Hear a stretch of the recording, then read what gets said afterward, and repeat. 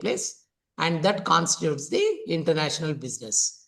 So we see that this particular foreign direct investment is one of the new approach that we are going to look into, wherein we can allow the other countries to take participation in the business and the industry and the commerce related work in our country. Because why we are very much worried about the commerce? Because it is evergreen. Any particular country can progress only when the business or the exports or the imports that are going to be done by the country is going to be very, what we can say, it is on the positive side. Because in economics, which happens to be the very basis of the commerce, we talk about the finance aspect. The finance, you see, if an Indian economy or any economy for that matter has to progress, it has to go for the foreign direct investment. Why foreign direct investment becomes very much important?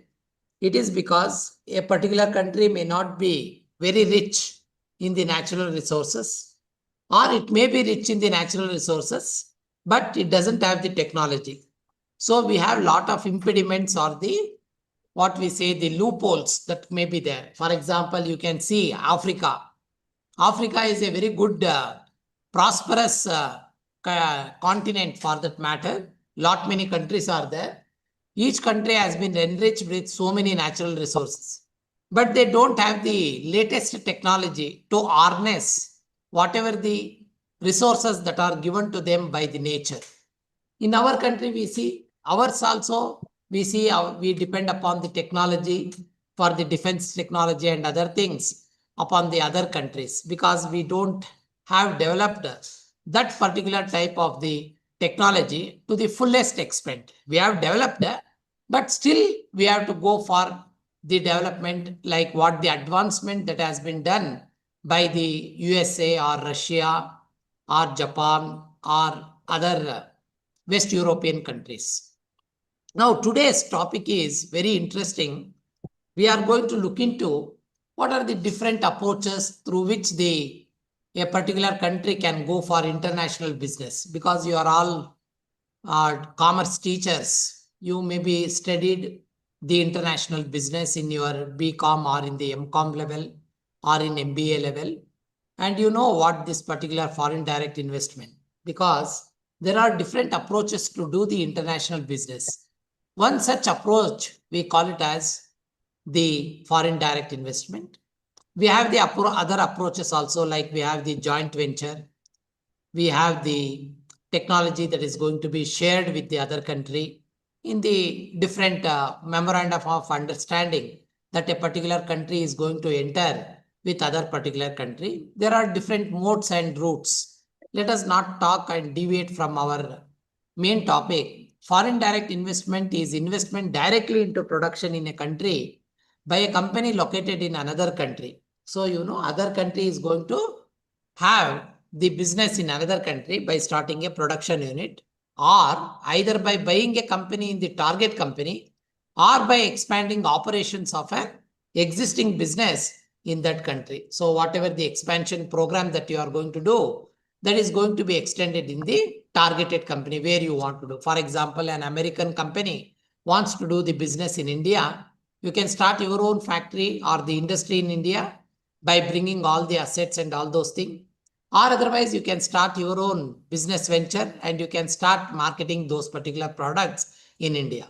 It is cross-border investment. We call it is cross-border investment, where foreign assets are invested into the organizations of the domestic market, including the investment in stock. That is also going to be done.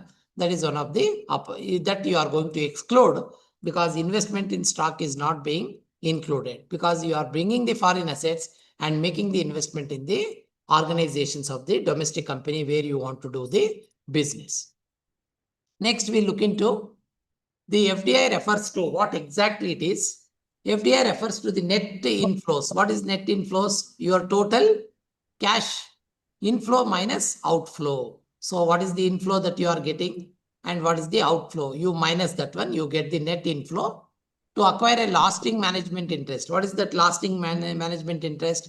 You want to have more upper hand in the control of the company, that is more than 10% or more of the voting stock, because you have studied all this thing in the holding company accounts. We studied the concept of minority interest and all those things. I'm just making you to recollect those particular things, why the lasting management interest, I have added the word there.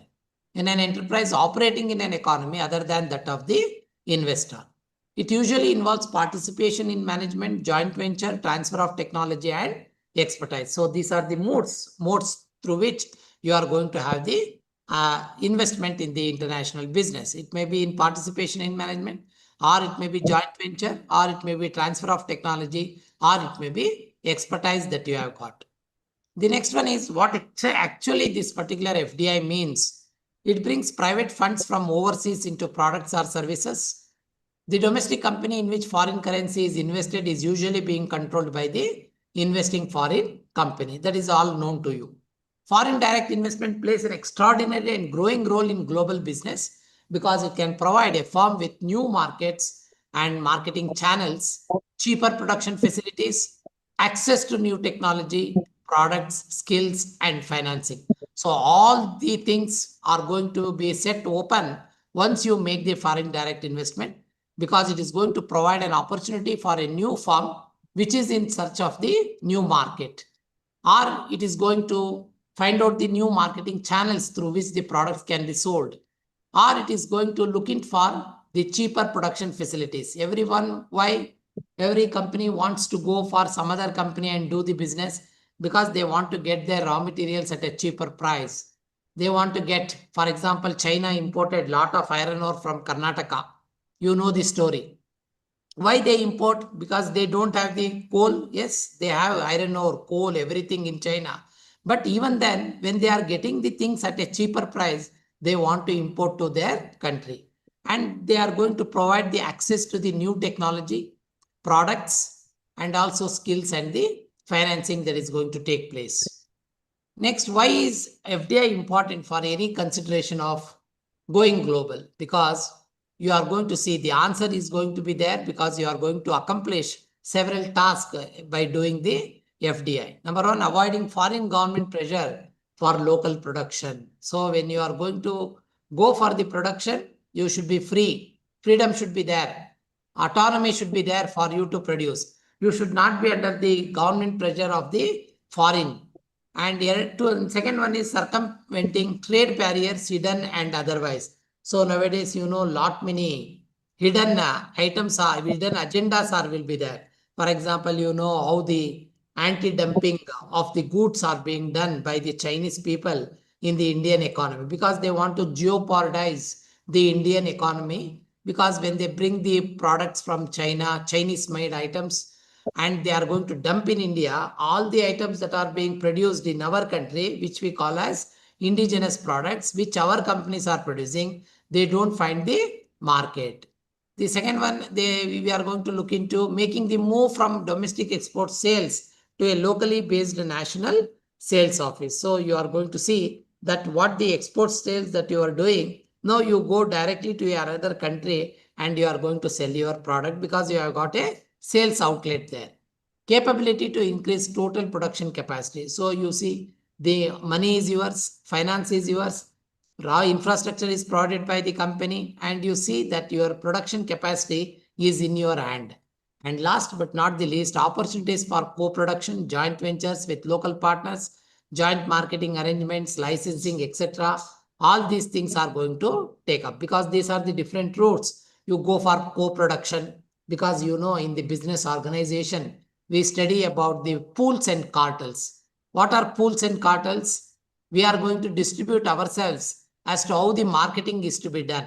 For example, you don't produce the product in excess of the market demand. On the contrary, what you do, you go for the quota fixing cartels. What quota fixing cartels? They tell you, you produce 1000 tons of cement. Another company will produce 2000 tons of cement. What is the total market demand? They will make the search. Research is going to be done and they produce. No overproduction or underproduction. So co-production is possible, joint ventures are possible, and they go with the local partners who are available there. Joint marketing arrangements will be done, sharing of the profits and marketing, and also licensing is also going to be done. Next, we think of how is FDI is beneficial to any particular country. So from 2 points of view, we are going to look into. One is from the targeted country point of view. Another one is from the host nation point of view. So you look into for a host country or the foreign firm. Host country means which company comes forward to make investment in India. For example, US firm comes before means that America will become the host nation.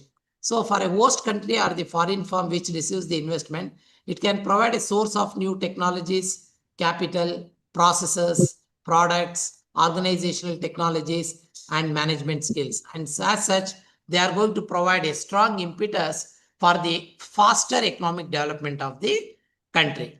Second one, we look into the very important aspect today, what we are going to discuss, that is relating to the retail industry. So we say retail industry sector. Retail industry is very much important because why this particular retail industry becomes very much important, you can ask a question. Sir, why only retail industry? Is there anything like wholesale industry? Yes, wholesale business will take place at the higher level because when you are going to purchase the product in volumes together, in tons together, in lakhs together, crores together, business is going to be done. It is going to be considered as a bulk purchase for that particular country. Instead of that, we are going to give importance for the retail industry. Why retail industry? Because as a consumer, we may be professors in the department or in the college, but when you walk into a market, you are simply a buyer. You are a consumer. What you do? You purchase the product, how much quantity you require, that's all. You don't purchase in bulk. For example, if rice is available, if anybody says 25 kgs of Basveshwara brand rice is available at 1500 rupees. Yesterday it was 1750 in the market. Today it is 1500. Are you going to purchase 100 bags of the Basveshwara brand that is being sold? No, because my finance is limited, because I am an ordinary consumer. I am going to purchase as much as I required for my consumption, not just because 250 rupees less per bag is being quoted by the marketer. We are not going to purchase in bulk. That will be done by the people who are there in the market. They will take care of. But we are going to purchase in the less quantity. How much we require? 5 kgs of oil, or 25 kgs of rice, or 5 kgs of atta, or 5 kgs of sugar. How much we require? So the retail industry has got more power because today we are all, even the middle class people, apart from the very HIG, higher income group, they go to the big bazaar, pantaloons, Subiksha, metros, whatever the name you are going to call in the different parts of the country, in the different parts of the world, we see that the people throng up on Saturday and Sunday and they will make huge purchase, whatever they require. So the retail industry is the sector of economy which is consisted of individuals, stores, commercial complexes, agencies, companies, and organizations, and they are involved in the business of selling or merchandising diverse finished products or goods to the end user consumers directly and indirectly. So when you go into a big bazaar, you see all varieties of the things are going to be displayed before you. They make different section. In the ground section, they will allow it for the what we call the garment section. In the first floor, they will make it as the grocery section. In the second floor, they will give it exclusively for the kitchenware items. In the fourth floor, they go for the wooden and the furniture items. And in the sixth floor, they may go for the consumer durables like refrigerator, washing machines, oven. All these things are going to be displayed. What we are going to do as a retail industry, you are displaying the products belonging to the different firms or the companies to see that the products are going to be sold to you. And diversified products they are going to sell because they keep the brands of so many companies. They don't provide you that we are selling only Nike shoes only. That is a single brand. When the Nike shop is going to open up a particular business venture in your city or in any particular place. But these particular usually they buy a big bazaar or the pantaloons or some other enterprises, they go for the multi-branded. Different companies are going to produce, and those particular products are going to be displayed to you. And those particular products we are going to opt looking to our purchasing capacity. What is the amount that you can pay? For example, you can purchase a refrigerator for 15,000 rupees, LG washing machine, LG refrigerator, or Bosch company of refrigerator, washing machine, or Sony, or some other company, Samsung.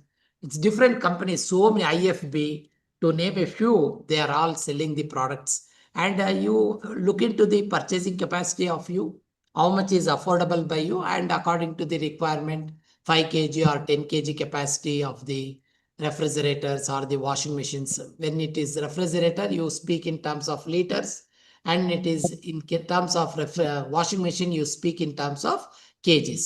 Goods and products of the retail industry or sector are the finished final objects products of all sectors of commerce and economy of a country. Though what is the scenario that we are going to look into? The retail sector in India is very, very vast. Why it is very vast?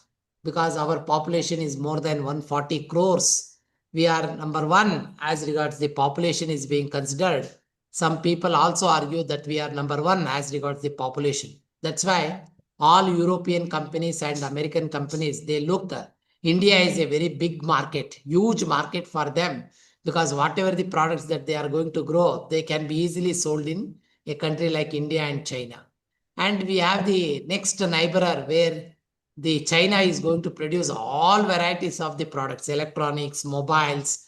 You see, we are all using Vivo and Oppo mobile phones, Android phones, and all those things. They are all being produced with the help of Korean technology, Japanese technology, Chinese made items, and they are being sold to you at a very throwaway price. So majority of it are in unorganized sector, because when we say retail sector, we speak about organized retail sector and unorganized retail sector.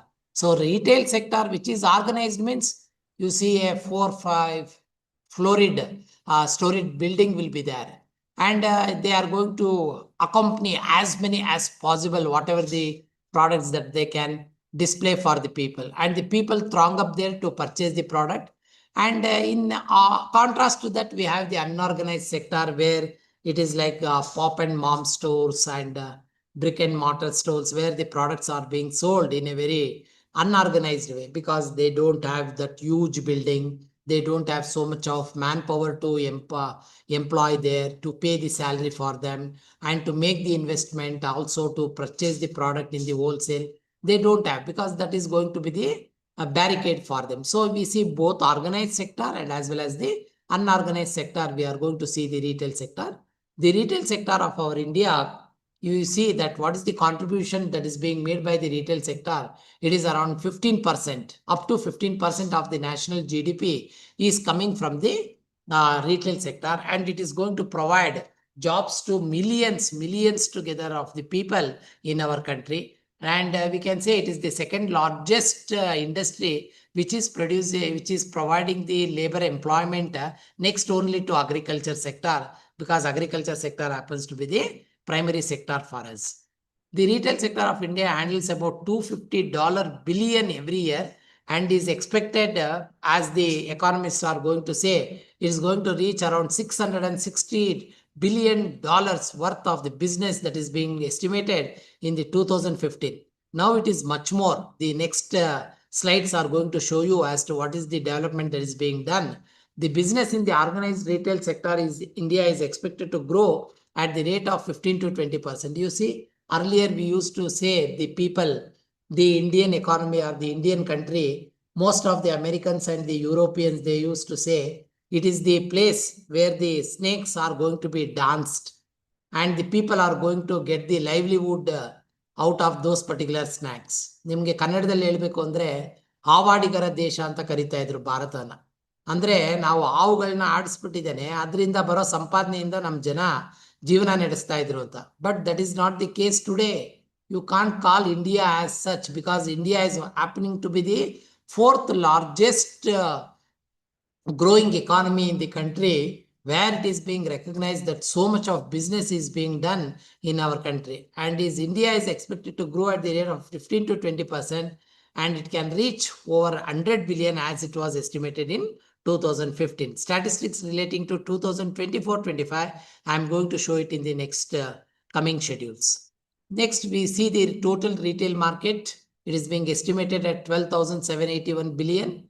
And what are the different constituents? Or in the pie chart I have shown you, food and beverage is going to constitute 74.41%, books 0.84%, least 1.05%, footwear, beauty care 2.20%, jewelry, watches 4.30%, home decor and furnishing 3.04%, consumer durable 4.87%, and clothing and textile 9.3%.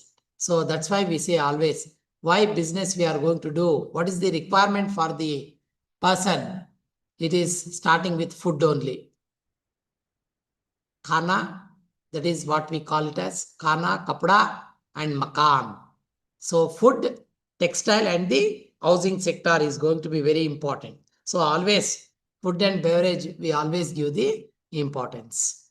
So these are the constituents. Now I will go for the bifurcation as I was telling for you. What is organized retailing and what is unorganized retailing? The PPT before you is going to show you unorganized retailing is our old fashion grocery. ಬೆಳಗ್ಗೆ 6 ಗಂಟೆಗೆ ತೆಗಿಯೋದು ಅಂಗಡಿ, ರಾತ್ರಿ 11 ಗಂಟೆಗೆ ಬಾಗಿಲು ಮುಚ್ಚೋದು. ಅಂದ್ರೆ ಒಬ್ಬ ಮನುಷ್ಯ ಚಿಲ್ಲರೆ ವ್ಯಾಪಾರಿ. ಅವನು ಚಿಲ್ಲರೆ ವ್ಯಾಪಾರಿ ಅಂದ್ರೆ ಅವನು ಸಣ್ಣ ಪ್ರಮಾಣದ ವ್ಯಾಪಾರಿ. He is going to sell the product at a very low volume. That's why we call it as unorganized, because it doesn't have so much of capital for the purpose of making investment. Like for example, organized retailing may be the traditional formats of low cost retailing. For example, the local kirana shops, owner manned general stores, pawn BD shops, convenience stores, hand cart and pavement vendors and all those things. We purchase, some people who come in front of our house in the bullock, in the hand cart they will come. We call them as handlers. Those particular peddlers and hawkers we are going to tell, and they are going to sell the vegetables and all those things, and we are going to purchase. They are also a form of the unorganized retail. Contrast to that, you see on the organized retailing, we see they are the people who are going to take up the trading activities in the licensed retailers. That is, they are all registered with the sales tax department. They are registered with income tax department. They are subject to show the books of accounts to the income tax authority and also to the sales tax authorities, because you know that every product that you are going to purchase today, we are going to levy the sales tax on that. GST is being levied. These include the corporate backed hypermarkets and retail chains. They are going to do it. For example, we have Westside. Westside is the textile that is being sold by the garment section that is being operated by the Tata groups. Similarly, we have the Starbucks that is being operated by the this particular what we call the Tatas. Similarly, we have the Reliance Fresh. Reliance Fresh is being operated by the Reliance Group people. Similarly, we have Big Bazaar, Pantaloons, to name a few, where these particular privately owned large retail businesses are operating in the things. Next, we look into what is the Indian retail sector, how it is highly fragmented, because 97% of the business, only 3% is organized. 97% is being run by the unorganized retailers. The organized retail, however, is at a very nascent stage. The sector is the largest source employment after agriculture and has deep penetration even in the rural India also. And it is generating more than 10% of the India's GDP. Next, we have the major retailers in India. We look into those things. Pantaloon is one of the biggest retailers in India with more than 450 stores across the country. So we see it is the data that is being very 450 stores they have got across the India. Now it is very much high also. Whereas the headquarters is in Mumbai. It has more than 5 million square feet as regards the retail space area is being considered, because nowadays it has become very important. You see gold, jewelry shops and all those things, like we have Bima Jewelers, Malabar Jewelers, Joe Alucas, Kalyan Jewelers. All these people, they are going to provide that we have so much of retail space on which the jewelry shop is being arranged. So 3-4 floors have become very common, and new branches have been opened by the Malabar and Joe Salukas and Joe Elukas and Bhima Jewelers in the different cities, including your 3-tier cities also. It is growing at an enviable pace, and it is going to expected to reach 30 million square feet by the year. In 2001, Pantaloon launched country's first hypermarket, Big Bazaar. So you are all aware of those particular Big Bazaar. You see, food and grocery is being dealt in Big Bazaar. Food Bazaar, they call it as. Home solutions, hometown or furniture bazaar, they call it as. Collection, I say, they call it as. For consumer electronic items, they call it as E-Zone. For shoes, they call it as Shoe Factory. Books, music, and gifts, they call it as Depot. Health and beauty care, they call Star or Sitara. They have the retailing, they call it as futurebazaar.com. Entertainment, bowling company, they have the different things. This is going to give the pictorial representation of how the Pantaloons and the Big Bazaar is going to look to you, because they are the organized retail industry. Next, we go for the next player, that is the Tata Group. So Tata Group is another our Indian based retail industry with its subsidiary Trent. So Trends is also, wherever the Trends is there, they are going to sell the products, garment section. They are also going to operate a West Side and Star India Bazaar also. So it is established in the year 1998, and it is the largest book and music retailer in India, landmark. They opened in 2005. Trent owns over 4 lakh retail space across the country. Next, this is the pictorial representation of how West Side is going to look into. New variety, new designs of the both female and the male. You are going to look into the different and also the kids wear is also going to be displayed. So only garment section I'm going to visualize for you on the PPT. This is showing the Reliance Fresh, where the vegetables and grocery items are being sold in the big cities like Kasargod or Thiruvananthapuram or Kollam, in Karnataka, Mysore, Bangalore, Tumkur. Wherever you go, you see Reliance Fresh is being started nowadays. So another major retailer is the RPG Group, we call it as. RPG Group is another earlier entrant in the Indian retail market. They have entered in the year 1996 as regards the food and grocery is being considered. And later they also opened pharmacy also and beauty care outlets, which they call it as health and glow section. Next, we have the Reliance, what I was telling you, Reliance Fresh. Reliance is one of the biggest player because they open, because their business, how the things have done. More than 300 Reliance Fresh, it is much more now. I am giving you the statistics relating to 90,000 crores business that they were doing in 2010. Then we have the AV Birla Group. They are also another important strong presence is there in the Indian apparel retailing. There is a garment section. The brands like Louis Philippe, Allen Solly, Van Heusen, Peter England, they are all very quite popular. And they have invested 8,000 to 9,000 crores. And next we have the Allen Solly and the Van Heusen, Peter England. What is the brand and how they look and what the advertisement that is going to be given up in the different cities relating to these particular items. Next, we have the retail formats in India. So what are the different retail formats? After having understood the retail players like the AV Birla Group or the Reliance or the other RPG Group and the Tatas, now we move on to the retail formats in India. We see that the retail formats, they are maybe mostly 97% are in the unorganized sector. So we have the mom and pop stores. We call it as Kirana stores. They are family owned. So what the business that is being done by a father, that will be passed on to the next legal hire. One of his son will take over that one. So they are family owned business catering to small sections. For example, we call it as ಶೆಟ್ರಂಗಡಿಗಳು ಅಂತ ಹೇಳ್ತೀವಿ ನಾವು. ಶೆಟ್ರಂಗಡಿಗಳು ಅಂತ ಅಂದ್ರೆ we see Mysuru ಬ್ಯಾಂಗ್ಳೂರ್ನಲ್ಲೆಲ್ಲ ಅಲ್ಲಿ ಹೋದ್ರೆ ಅವರು ಅಂಗಡಿಗಳು ಚಿಲ್ಲರೆ ಅಂಗಡಿಗಳೆಲ್ಲ ಇಟ್ಕೊಂಡಿರ್ತಾರೆ. ಎಲ್ಲ ನಿಮಗೆ ಕೊಡ್ತಾರೆ ಅಂದ್ರೆ that means to say they are going to sell you for a retail volume how much you can purchase. They used to purchase when we were all very small kids like 9 years or 10 years, we used to go to ಶೆಟ್ರಂಗಡಿಗಳು and we used to take ಒಂದು 1/4 kg ಅಕ್ಕಿ ಕೇಳಿದ್ರು ಕೊಡ್ತಾರೆ ನಿಮ್ಗೆ, ಅಥವಾ ಒಂದು 10 ಪೈಸಾ ಕೊಡ್ತಾ ಇದ್ವಿ ಅವಾಗ ಉಪ್ಪು ಕೊಡಿ ಅಂತ, 10 ಪೈಸಕ್ಕೆ ಉಪ್ಪು ಕೊಡ್ತಾ ಇದ್ರು, ಅಥವಾ ಒಂದು 50 ಪೈಸಕ್ಕೆ ಎಣ್ಣೆ ಕೊಡಿ ಅಂದ್ರೂ ಕಡಲೆಕಾಯಿ ಎಣ್ಣೆ ಕೊಡ್ತಾ ಇದ್ರು. Those were the days, because they were all considered as the ಚಿಲ್ಲರೆ ಅಂಗಡಿಗಳು, that is the kirana shops. They are individually handled retail outlets and have a personal touch. Why it is very important means ಅವರು ಲೆಕ್ಕ ಬರ್ಕೋತಾರೆ ನಿಮ್ಗೆ, ತಿಂಗಳಿಗೊಂದ್ಸಾರಿ ಬಂದ್ಬಿಟ್ಟಿದ್ದೇನೆ ಖರೀದಿ ಮಾಡಿ ನಮ್ಮ ಹತ್ರನೇ, ತಿಂಗಳಿಗೊಂದ್ಸಾರಿ ಈ ತಿಂಗಳದ ಸಾಲ ತೀರ್ಸೋದು, ಮುಂದಿನ ತಿಂಗಳಿಗೆ ಬೇಕಾಗಿರೋದನ್ನ ತಗೊಳ್ಳೋದು. ಈ ರೀತಿ ಅರೇಂಜ್ಮೆಂಟ್ಸ್ ಅನ್ನ ಕೆಲವು ಕಡೆ ಎಲ್ಲ ಮಾಡ್ತಾರೆ. ಅದಿವಾಗ ಕಡಿಮೆ ಆಗಿರ್ಬೋದು, ಬಟ್ ಹಳ್ಳಿಗಳ ಕಡೆ ಇದೆಲ್ಲ ತುಂಬಾ ಜಾಸ್ತಿ ಇರುತ್ತೆ.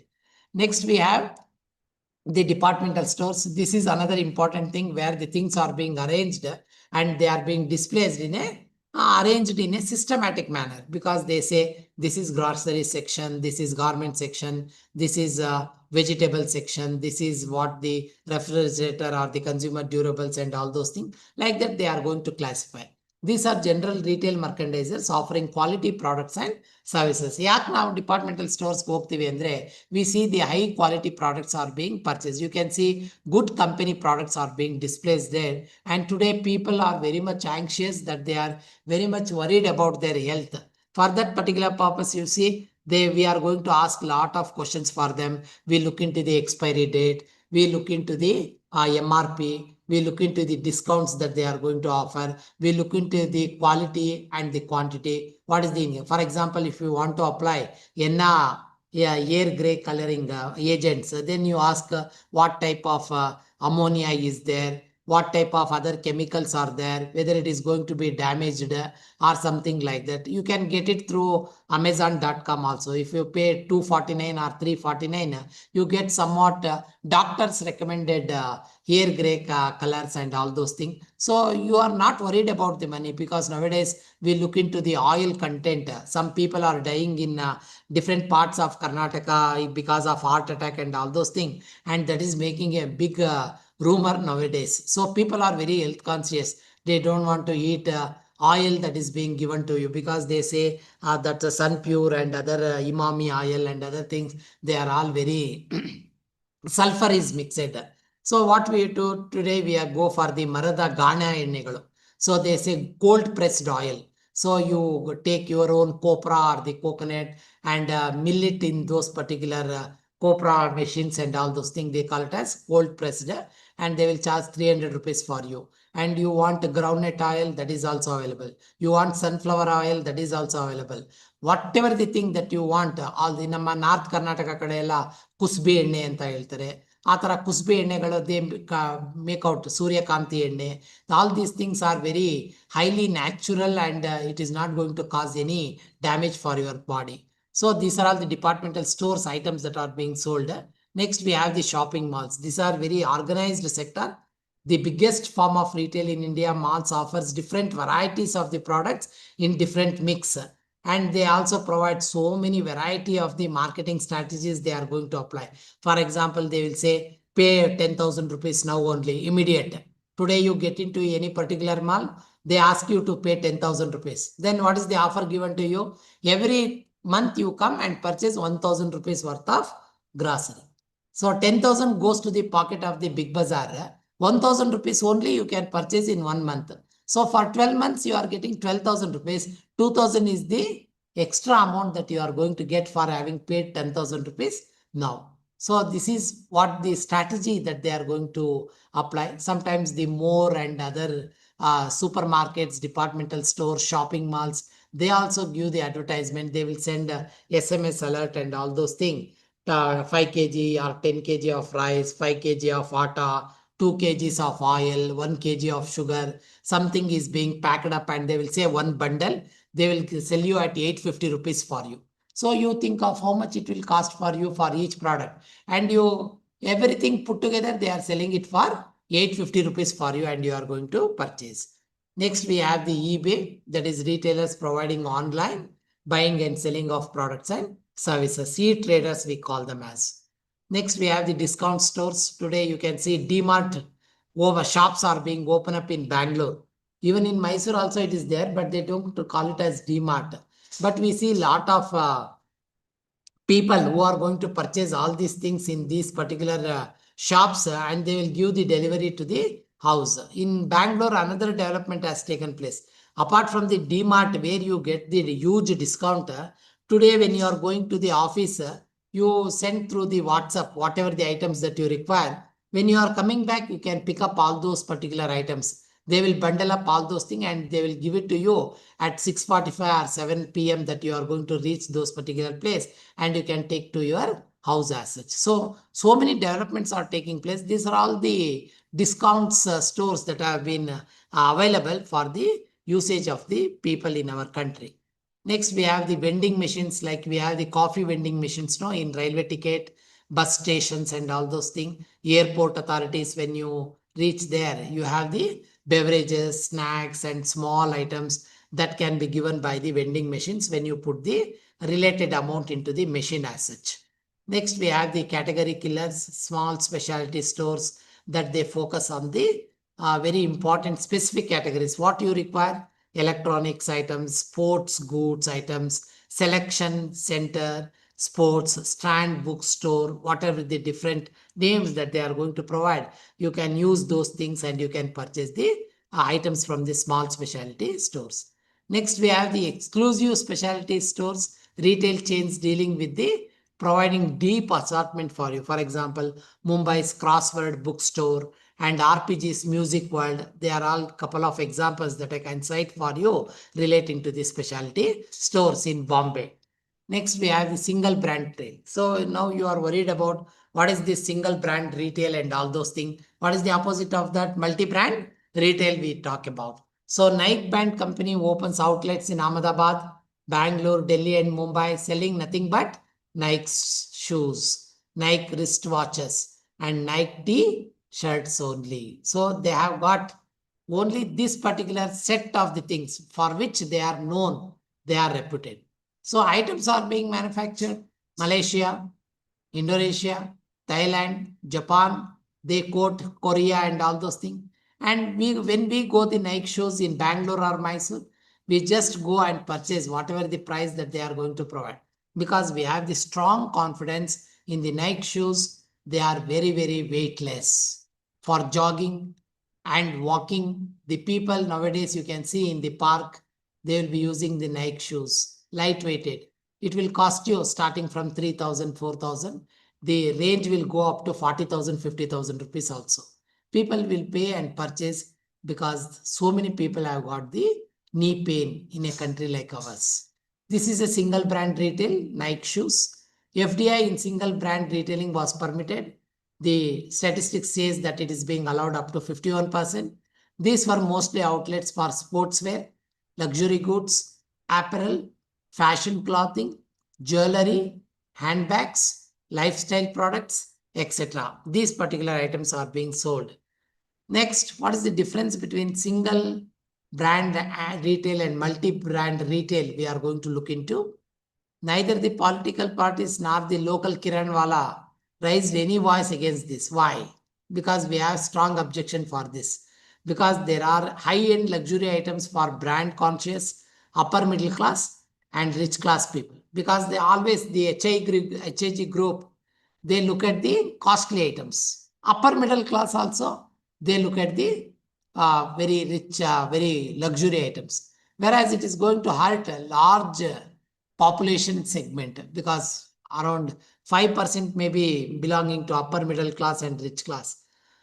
Whereas 95% of the people belong to middle class or below the middle class. So it was not like people would stop purchasing from local garment store to get Nike or Adidas. So you can't stop also because the people who have got enough paying capacity, purchasing capacity, they naturally get into Nike or some other company and they will purchase the thing. So what is multi-brand retailing? Big Bazaar opens malls in above cities. Ahmedabad, Bangalore, Mysore, Madras, Chennai, Delhi. You can see wherever you go, Kolkata, they see they are going to sell number of products that are being sold, manufactured by the different types of the companies. Telling you see selling t-shirts of the multiple brands such as Reebok, Nike, Adidas, Allen Solly, Al Van Heusen, Peter England. So not single brand, but you are going to look into different brands also. So that's why it is being called as the multiple brand retail. So purchase one, get one, plus one and one. So you purchase 5 t-shirts, you are going to get 2 t-shirts free. Purchase 5 jeans, get 2 jeans pant free. Or purchase for 7,000 rupees, pay only 6,000 rupees. Or purchase for 4,000 rupees, get some vouchers. So they will take 250 rupees from you in West Side, Tata Group, Tata Enterprise. So when you purchase for 4,000, they will hand over 3 vouchers for you. One voucher, 250 rupees, you can redeem it on the spot. So 4,000 rupees you have purchased, 250 rupees extra you have to pay. And in the 4,000 rupees what you are purchasing, 250 will be deducted on the spot. Next, in another 1 month, you can come and purchase for another 2 items. Then another 250 rupees is going to be redeemed. Then after 1 month, before 3 months or 4 months, as the things go, they will allow you another 250 rupees or 10% of the discount for the kids wear or the apparel section or the shoes and the sandals that you require. So in this way, they are going to target the customer looking to the sales that is taking place in their shop. So they may sell even unbranded also sometimes, not merely branded. Sometimes they may sell unbranded t-shirts also. So this is multi-brand retail when an outlet sells a product of more than one brand. Next, we have got FDI retailing. What is happening for the retailing in our country? Until 2011, Indian central government denied foreign direct investment. You see, at the time we had Congress government. From 2004 to 14, we had Congress government. So Manmohan Singh was the prime minister at that time. The foreign direct investment in multi-brand retail, forbidding foreign groups from any ownership in supermarkets, convenience stores or any retail outlets. So they didn't permit it until 2011. Even single brand retail was limited to 51% ownership only because of the bureaucratic process. In November 2011, India's central government announced retail reforms for both multi-brand stores and single brand stores. So what is the changes that has taken place? These market reforms paved the way for retail innovation and competition with multi-brand retailers over those Walmart, Carrefour and Tesco, as well as single brand majors like IKEA, Nike, Apple. So even single brand retail was limited to 51% ownership and a bureaucratic process.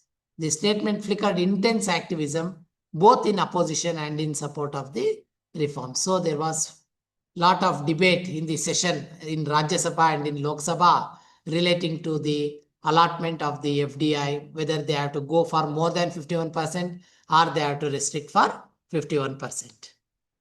Next, FDI retailing. In December 2011, under pressure from the opposition, Indian government placed the retail reforms bill on hold till it reached a consensus. So the statement flickered intense reactions both in opposition and in support of the reforms. In January 2012, next month, India approved reforms for single brand stores, welcoming anyone in the world to innovate in Indian retail market with 100% ownership.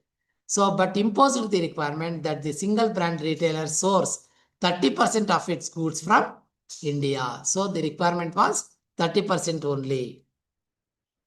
Next, we have the recently a couple of weeks ago on 14th September, we see at that period, the cabinet approved FDI up to 51% in multi-brand retail also, along with a slew of economic reforms. This has moved lot of political situation eating up to a boiling point with TMC in Tamil, the TMC Mamata Banerjee in Kolkata, that is West Bengal, having withdrawn the support from the government. So different political ideologies we are going to look into because this is going to be a economic policy issue having the bearing on the finance and the business and commerce activities in our country. So this is the FDI inwards that I am showing for you from 1993 to 2009. Next, the major players in the international market. All we see now what was in the level of the India. But now we are looking into at the international level. Walmart we have got. You all are aware of this particular Walmart.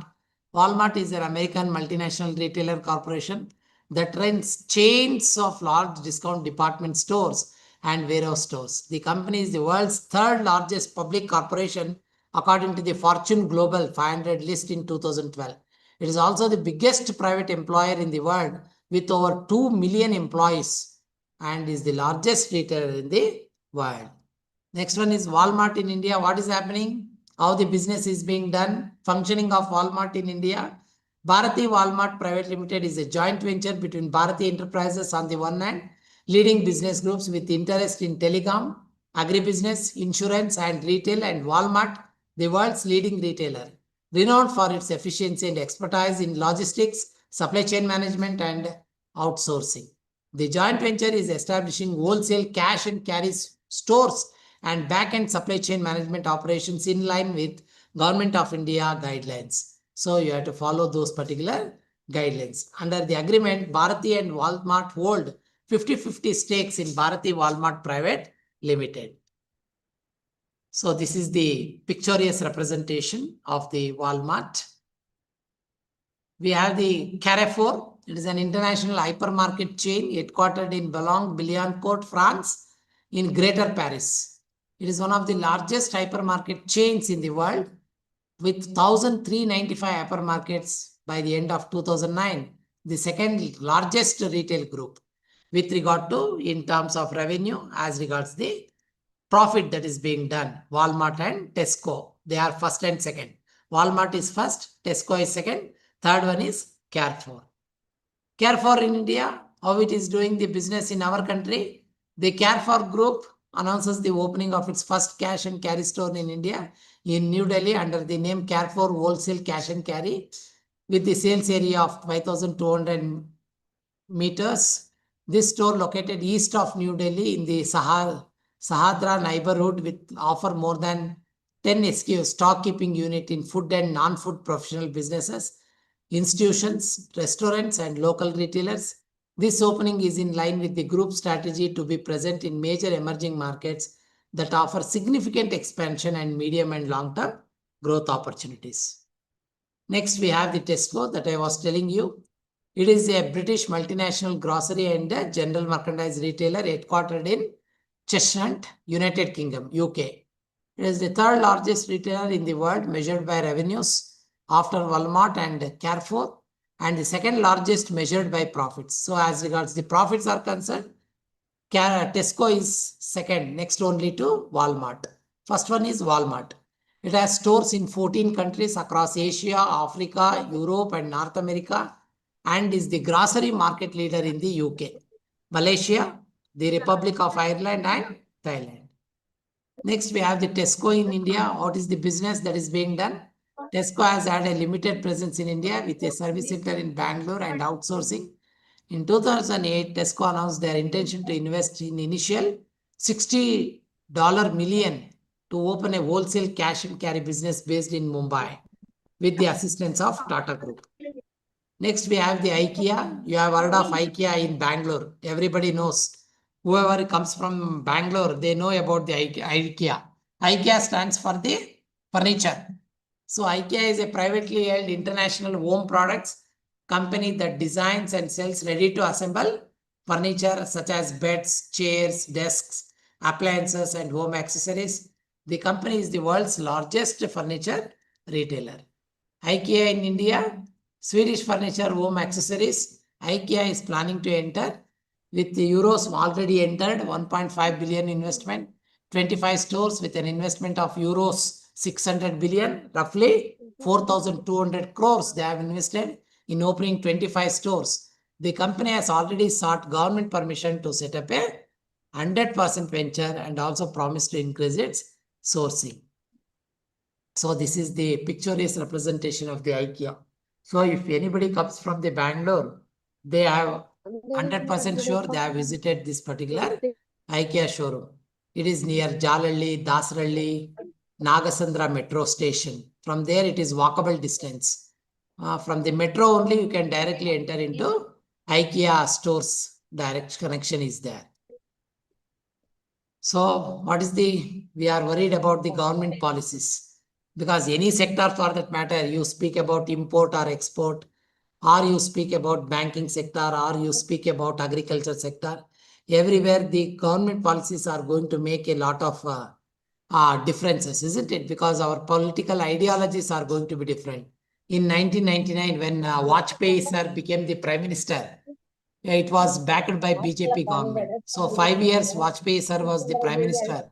You see that it was the Desi products. They gave a lot of impetus for the Desi products, indigenous products.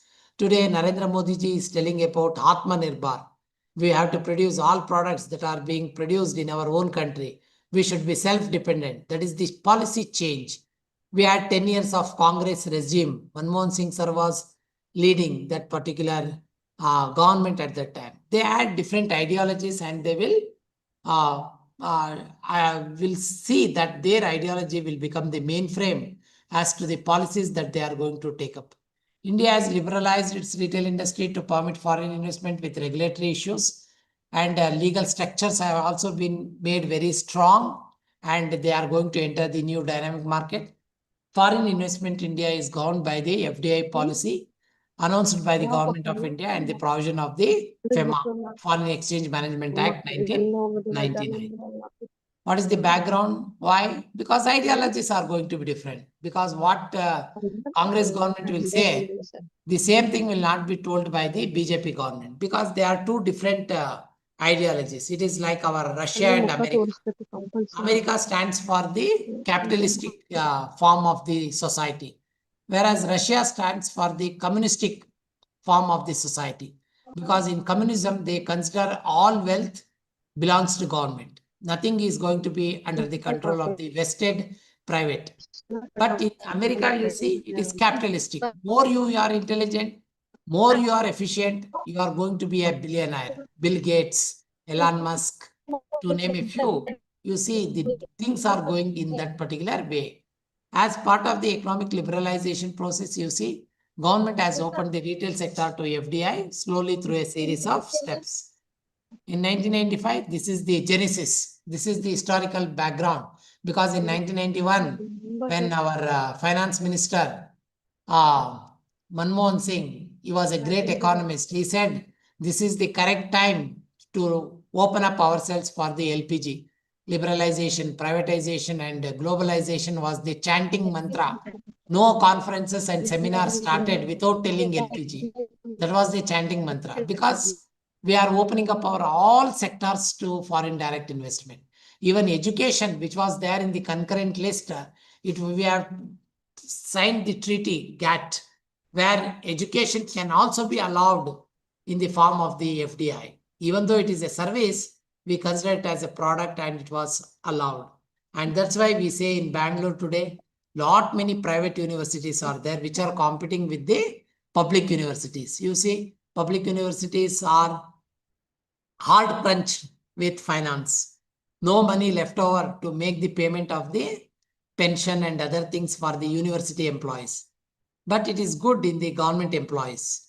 But we see that particular problem as regards the university bill, private university bill has been moved during the Congress government. And we have seen so many foreign universities are very much happy to start their own universities in our country, because they consider India as a very, very fertile soil for the purpose of making the harvestment, because ours is a huge population. And all the population, they are looking at double degree today. No one wants to have or happy with single degree, BCom, BA, BSc, but everyone wants to have MCom, MA, MSc, BE, after that MBA. BE, MBA is a very common figure. You see, in 1995, WTO's General Agreement on Trade in Services, which include both wholesale and retailing services, they came into effect.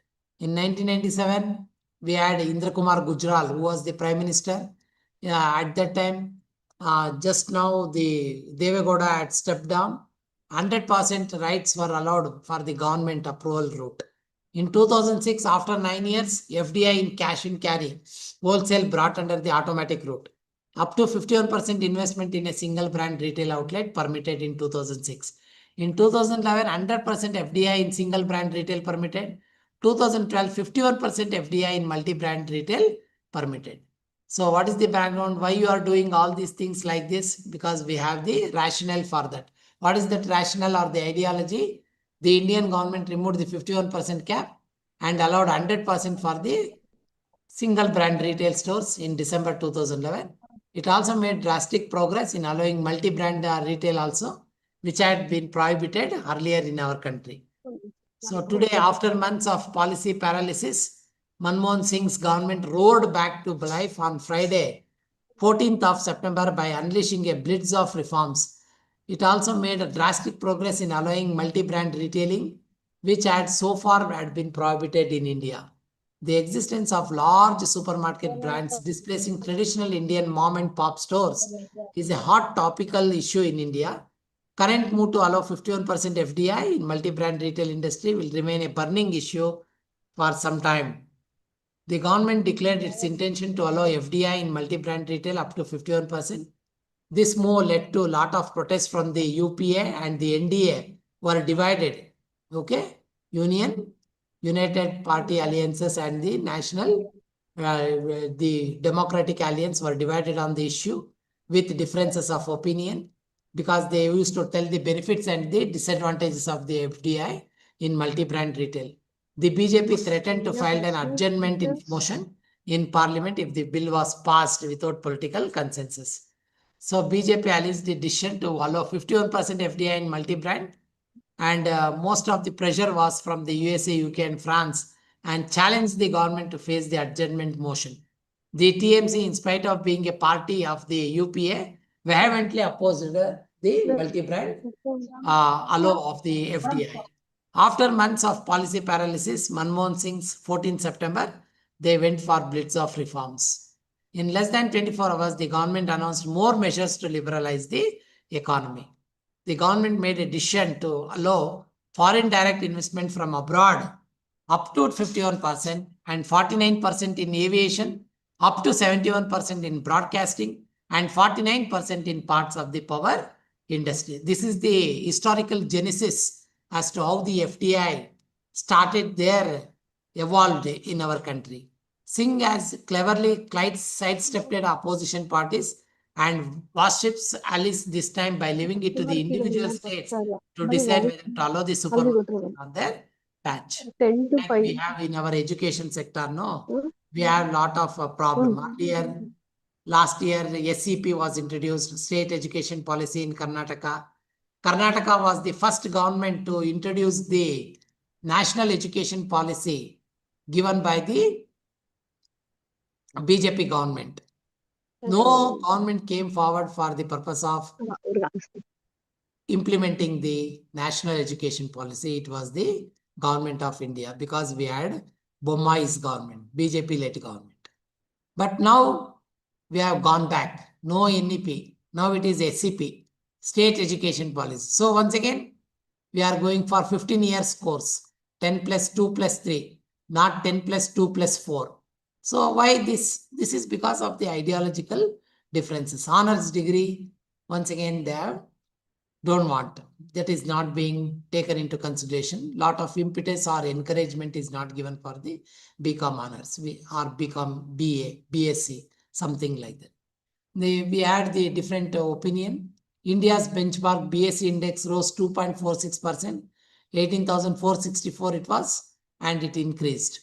The cabinet's decision to approve FDI in multi-brand retail has led to the total disruption in parliament. Lot of chaos was there, and opposition forcing constant adjournment over the issue. Then, however, the TMNC has been a constant thorn in UPS. Mamata Banerjee, she said that I'm going to withdraw the support given to the UPA government. And what happened aftermath, you know, all of you. And TMC have submitted their resignations to the Prime Minister at that time.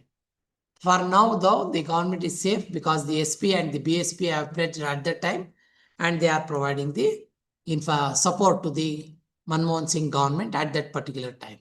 The BJP has also made its stand clear, declaring that it doesn't intend to file a non-confidence motion. So the pictorial representation, how the things were there in the assembly, both in the Rajya Sabha as well as in the Lok Sabha.